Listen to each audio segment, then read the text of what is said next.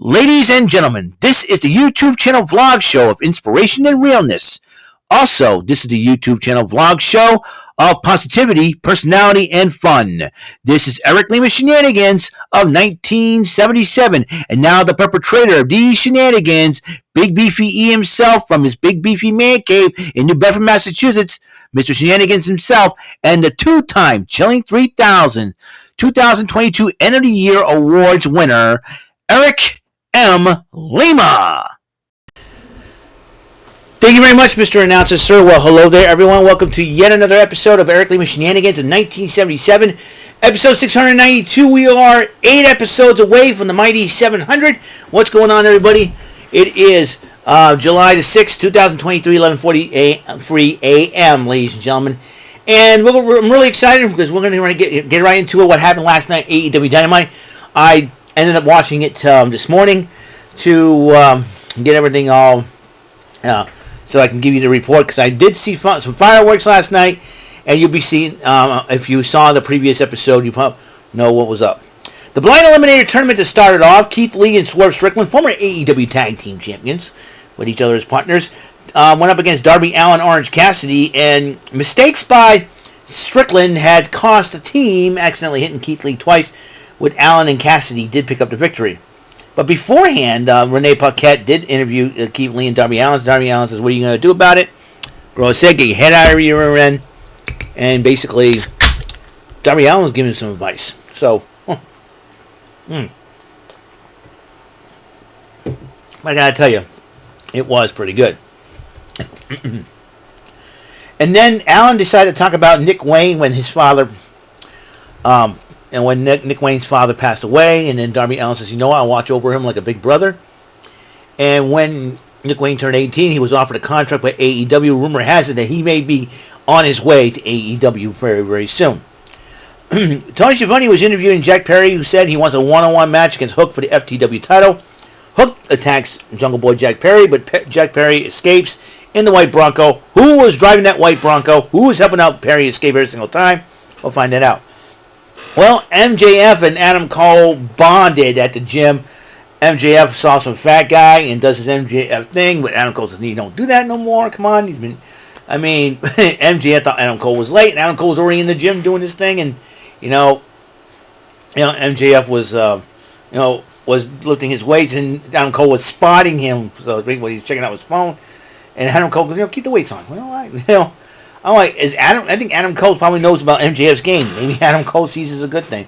And even they bonded to the fact that the fat guy looks like Tony Schiavone. Come on, you gotta pick on the poor legend? Cheapest. A trios match of the Acclaimed and Billy Gunn. I consider Billy Gunn the member of the Acclaimed, to be honest with you.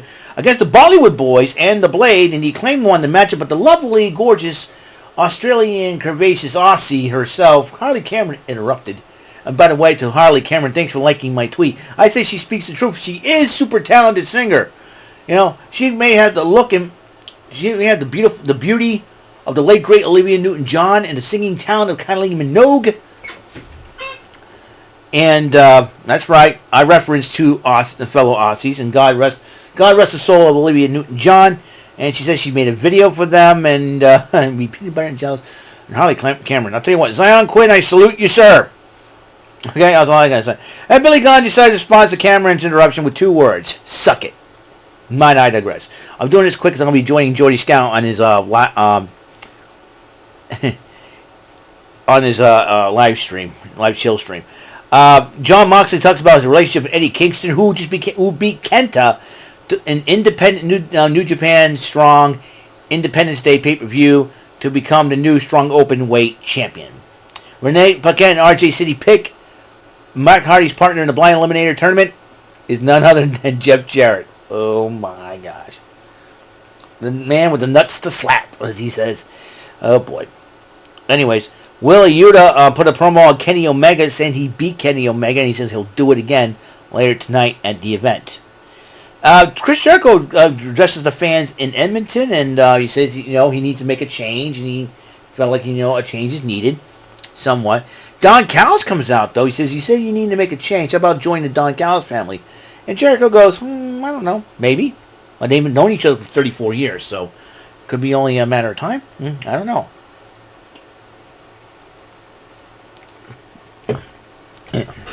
Yeah, so there's that. Renee Paquette gets a medical update on Roderick Strong. He says he's making good strides, but because of the history, we have to be very careful and take it one day at a time. Adam Cole comes in and says, "Listen, take care of yourself, man. You sure about this? How about MJF? Don't worry about that." Seems like Adam Cole's got a plan. Adam Cole's got an ace up his sleeve, because if you want to beat MJF, you got to really get inside MJF's head. And I think Adam Cole's doing exactly that. And then the Blind Eliminator Tag Tournament on quarterfinal, MJF and Adam Cole versus Daddy Magic Matt Menard and The Butcher. Great matchup. MJF and Adam Cole did win the matchup. Then MJF, with all the fans, high-fiving fans, I'm like, I think MJF and Cole are trying to outplay each other, outsmart each other. That's what I'm thinking here. And then, he tells, "Hey, Adam Cole, got one more thing for you, buddy. Happy birthday." And everybody comes out with the cake, hires some schlub people and all that. Some schlubs on the cake. And then as Adam Cole's about to blow the can out the cake, he's, "I'm going to shove his face in the cake."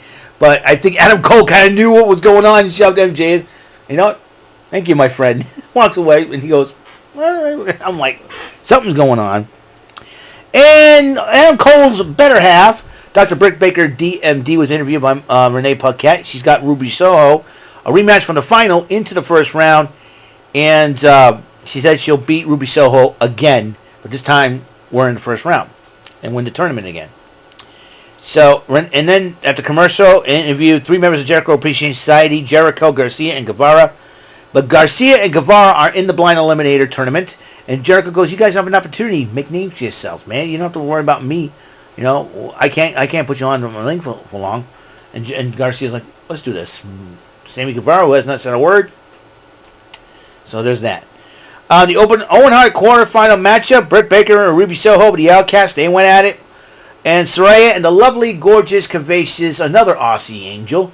Not only that, and Babylicious, AEW Women's Champion Toni Storm. Both ladies got involved in the matchup, helping Ruby Soho pick up the victory. And Ruby Soho advances into semifinals. Meanwhile, the main event, Kenny Omega versus Wheeler Yuta. And then during the matchup, Omega had everything in hand until Don Callis tries to get involved in the matchup, but security stops, and Rick Knox, the referee, was distracted by that, while Konosuke Takeshita interfered, attacking Omega during the matchup. But despite that, Omega did win the matchup, but Ring of Honor World Champ Claudio Castagnoli and Takeshita attacked Omega after the matchup. Wheeler Yuta probably was angry, joined in. And then the Young Bucks and Adam Page chase off Yuta and Castagnoli and Takeshita with steel chairs, I think hitting Claudio Castagnoli with the steel chair. So, that is all the time we have on episode 692 of Eric Lima Shenanigans of 1977. Hope you guys... And on the next episode, 693, and it will be the first Banks and Tamarkin Thursday. We'll be playing some Pressure Luck, but for right now, that'll be afterwards, okay? But for right now, I gotta go. This is almost time for Jordy Scow's live stream. So until the next episode comes rolling around, Mr. Announcer, please take us home. That is all for today's episode of the show.